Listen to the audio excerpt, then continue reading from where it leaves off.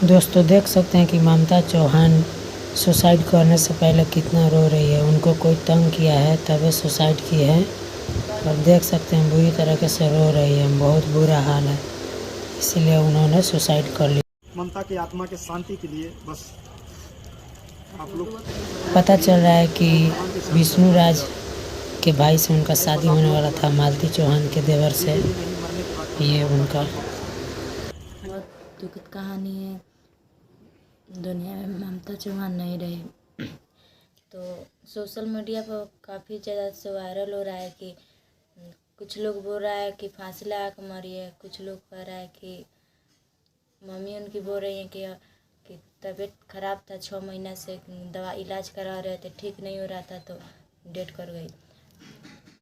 कुछ लोग कह रहा है सुसाइड की है आकांक्षा दुआ की तरह।